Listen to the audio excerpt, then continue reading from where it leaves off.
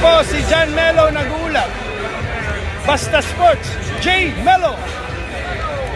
That's what I follow. Basta Sports, JMELO.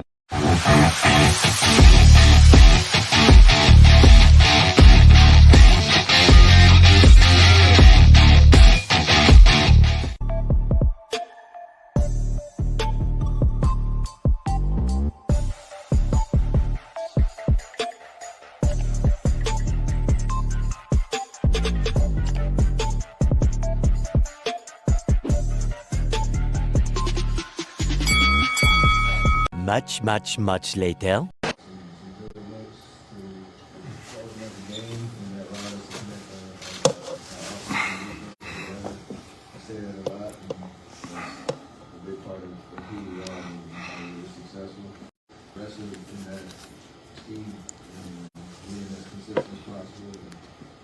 Obviously, I got 38 shots for a reason because we started to see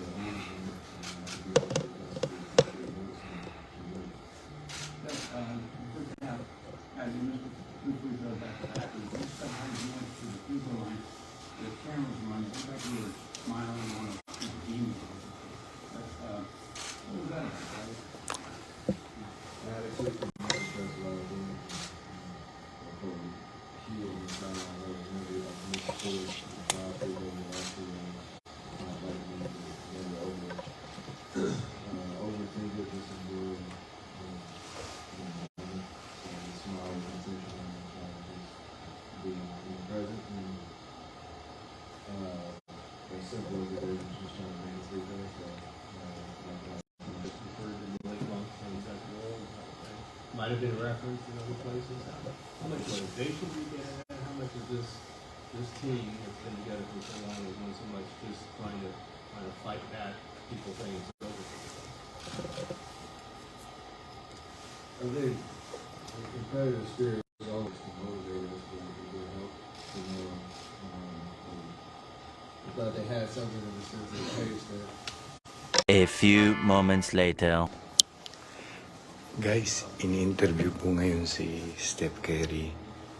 So, lalapitan po natin kasi hindi pwedeng maingay. Okay?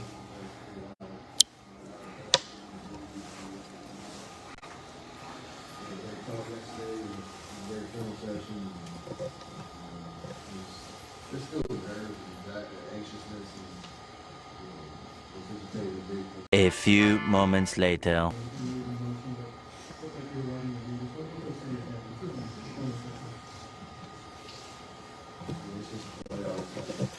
There's so much built into a series, especially when you go 7 games and the fans get into it, and especially Bay Area, NorCal kind of situation. Their first time in the playoffs in a long time, so you just get all that stuff kind of comes out when you get the job done. Sometimes you're on the wrong end of it. Sometimes we had a lot of experience of winning series, so you just let all that out. It's this is hard. Like, this is winning at this level. There's a lot of narratives and commentary throughout game to game, and you're trying to block it all out and just focus on basketball. But at the end of it, there's fun with it too. Steph right here. So obviously you just carried the team. You got 50 points, and the Dreamer just called you dominate again. So who can stop Steph Curry? Hopefully we'll never find out. That's one question. How does the NBA champion DNA make this team special and to handle the Game 7? You can always go into the memory bank of how you feel in these type of environments. It's like I said, there's still nerves and butterflies because it matters, and we love this atmosphere, and we've been doing it for a very long time. So once the ball drops, like, it's just playing basketball at the end of the day. And I think I said it after Game 6, like, you focus on the details of how you're trying to execute. You trust each other, everybody that's out there on the floor. We had great energy off our bench.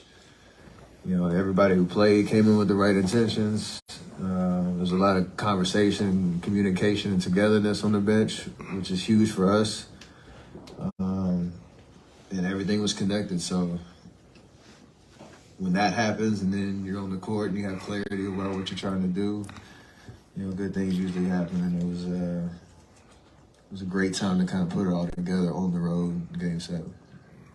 Any early thoughts on the Lakers series and just how schematically different you expect that to be?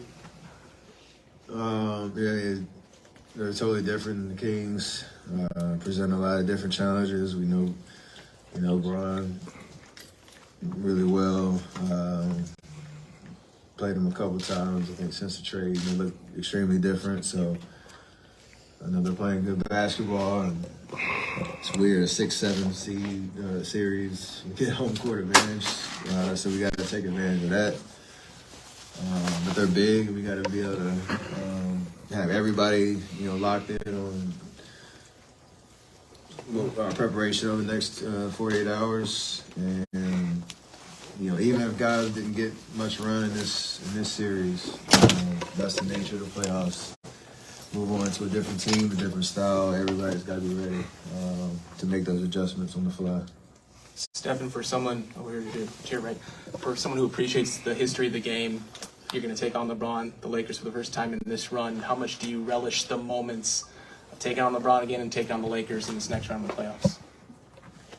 It's amazing because you're still in the fight. On the outside looking in, and having been down 0-2 in this series, like, nothing's guaranteed. You don't take anything for granted, and it is special to know, from 14-15 or 14-15 season to now, we're blessed to be playing at this level still, and excited about a new chapter. Two teams trying to, keep your season alive and chase the championship, and that's what it's all about. Hey, Steph, when you see your team playing the shutdown defense that it did in that second half, how much more does your confidence grow in being able to seize the opportunity to take over a game like you did today? I mean, that's how you win at this level. The offense is flashy, and especially the way that we play. We kind of have that high octane offense, but for us, our calling card has usually been our defense, and you can start to feel the momentum stay on your side, even if shots aren't falling, because you can, put 2-3 stops together in a row and kind of, take the momentum away from a team that kind of thrives, especially when you're not turning the ball over. Like, that's a huge part for us. And in this series, we lost most games when we lost the possession battle.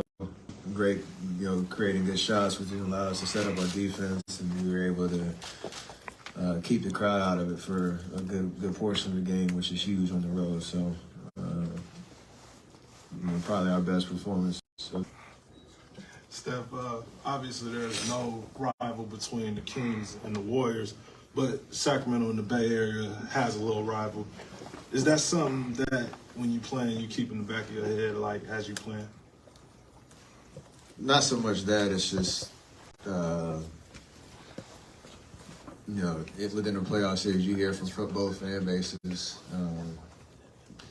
for all type of different reasons, whether it's the geography, whether it's the podium game, or people talking trash, or whatever it is, regular season kind of history. With every series is different. So, it's 2 series in a row we're playing California teams. Kind of dope to know there is a little bit of history and connectivity within the different regions, but it doesn't really manifest itself in the way that we approach the game or anything like that. All right, 2 more, Janie first and then Antonio.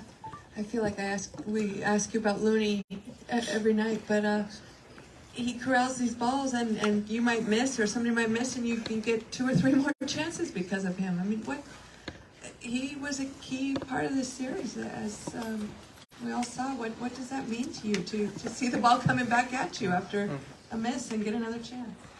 he makes his presence felt, and it's amazing. Another 20 rebound game. Special, the way that, again, he just, like you said, gives us extra possessions. You know, we're not the biggest team, and so he plays a lot larger than his size, and it's just awesome to know that, you know, the last 2 years he's really created an identity of how he approaches games and how he helps us, and so it's so valuable, to your point, because, you know, we take a lot of wild shots, and, you know, our skill set's on display a lot, but when he's doing what he did all series for us, it makes us that much better. And you know, last year, you know, when we won the championship, like, he was invaluable to that run. And hopefully, you know, this performance continues. All right, last one. Steph, yeah. You know, we always talk about, you know, the wars and the battles that, you know, you, Clay, Draymond, Andre, you know, have been going through in the last 10 years. But the admiral of that ship is Steve Kerr. Could you elaborate, provide some commentary, you know, on working with him in these last few years? Because he definitely had you guys prepared for Game 7. I mean, there's a lot of trust in our staff, and, you know, obviously Coach is a leader to, you know, put us in positions to be successful. It's not an easy job, especially when we have so much talent that we have, to try to find the right combinations and the right rotations and all that. But he has a lot of trust in us, what we see, what we feel, and our input, and vice versa. So you don't have the success that we've had over the, you know, last 9 trust and you know, collaboration, but him being a player and having to play for, you know, the legends that he played for and teammates that he played with and the championship experiences that he's had, he brings all that wisdom to not just the X's and O's, but, you know, keeping everybody on the same page on what we're trying to accomplish and how we need to go about our business. And he's done that from day one, so still doing it. All right, like one more for Marcus, and that's it. Yeah, we've seen you night and now you're lighting the beam. You've talked to fans a lot. How did you step up your trash talk game over the years, and where do you see it at right now? I do it differently, I guess. Just like trying to have fun, whether it's the crowd or weird mannerisms and all that. Sometimes choreographed, sometimes it's not. But I never take it too serious. But yeah, more that you're in this fight, the more you kind of embrace that part of it, I guess. Just because, you know, you're defying the odds by, you know, still playing at this high of a level, and I know everybody wants to see you fail. That's kind of the nature of, you know, where we're at right now. So, you know, we love and we still can prove a lot of people wrong. It's part of our vibe now. That. Right, so for us tomorrow, we're just watching film. So A few moments later. Ayan po si Steph Curry at katatapos lang po ng press con at nakakapagod po mag-cover, pero congratulations sa mga tagahanga ng Warriors. Nanalo po ang Warriors at natalo ang Kings. Isang kalungkutan para sa kanila ang pagkatalo ng Kings. So sa aking mga followers, gusto kong batiin ang mga barkada natin dyan, si Marky, KU, RJ, Charlie, John, Adriel, James, Navales, Joaquin, Zachary, Brian, Leonard, si Matuog, Elmar, AJ Ferrer, May Joel, Glenn, Alfar, Peralta, Richard, RJ, Marco, Bern, JR, Tirdi, Tribs, Rejun Basinang, BJ Gargar, Ronald Lingat, Joven Tabaquero, Joseph Alquetela, Reds Usman, Marky, Rayo Kinji, RJ Peralta, Charlie, John Adriel, James Estrado, Navales Lloyd, Joaquin Zicari, Natalia, si Jason Lucy, Pio Velasco. Salamat po sa panonood. Tapos na po ang laban. Panahon na para umuwi.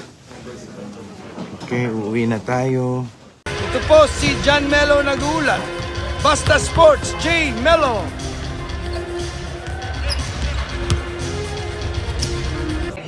Basta Sports, JMELO. Kabayan, thanks for watching. Don't forget to like, comment, and subscribe to this channel.